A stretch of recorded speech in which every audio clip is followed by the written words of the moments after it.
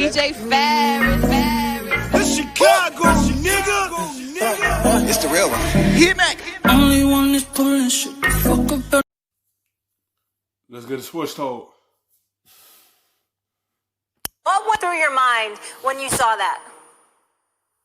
Well, the first thing that went to my mind is that I fully understand why Bill O'Brien is no longer head coach in the National Football League. You had this man in Houston with Deshaun Watson, and you let him go. That's who you choose to let go. Clearly one of the best wide receivers in football, top 3 easy, might be number 1 or 2, and clearly some of the best hands we've ever seen at the wideout spot. And he's friends and obviously used to be at Clemson with Deshaun Watson, and this is the guy.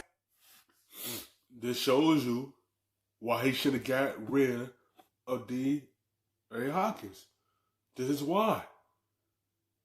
This is what he was doing in Texas before he got traded to the Cardinals. Cardinals won the trade because this is what he brings to the table. Just throw the ball out there, he's going to go make the catch because he got the best hands in the NFL. Over 3 good corners and safety.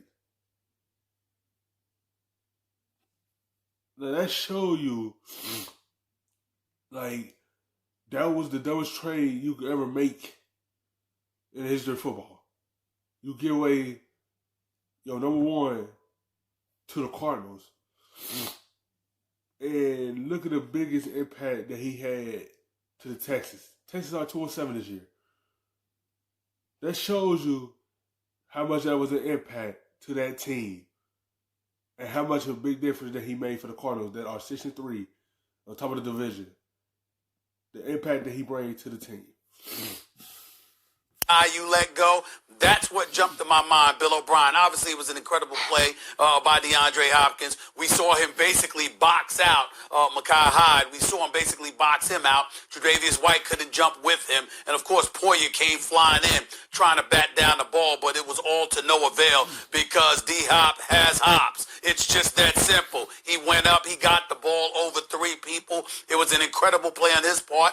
It was an incredible play on the part of Kyler Murray, no doubt about that, scrambling out to the pocket to his left and juking the defensive lineman coming at him the way that he did.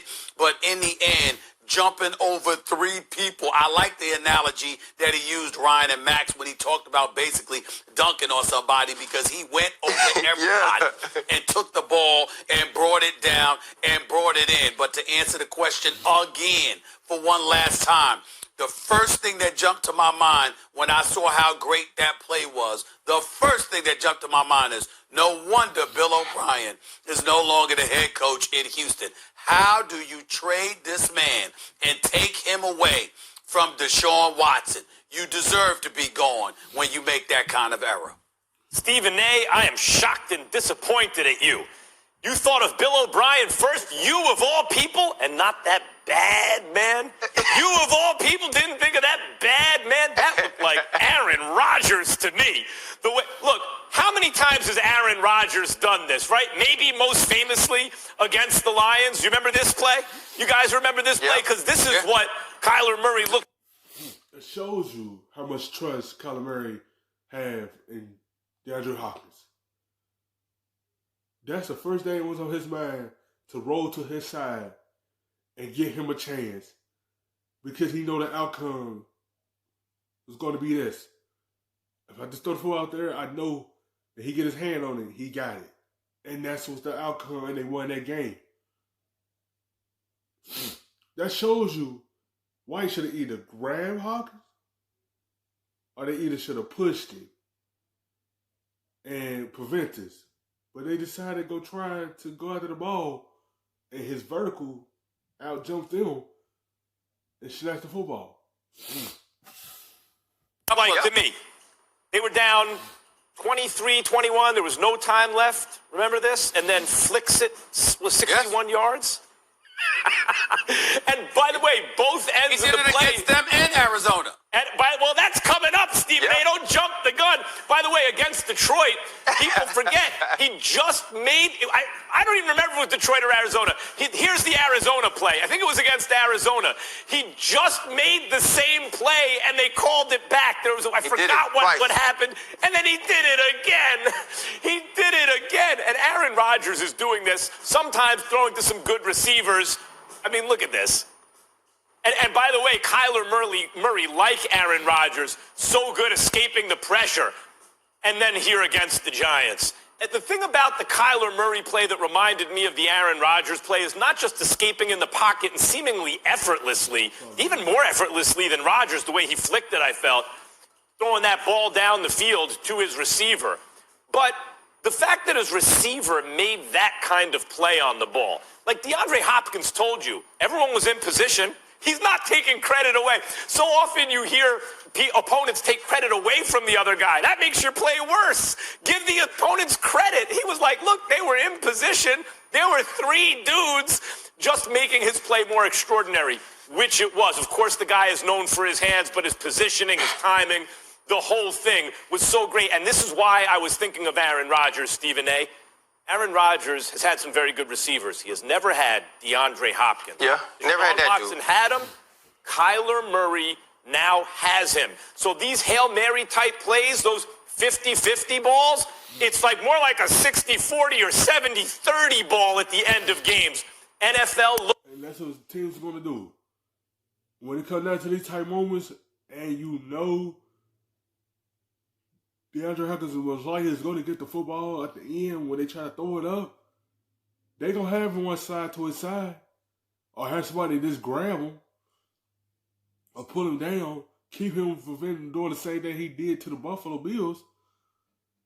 They just let you know in these type of situations who they could go to.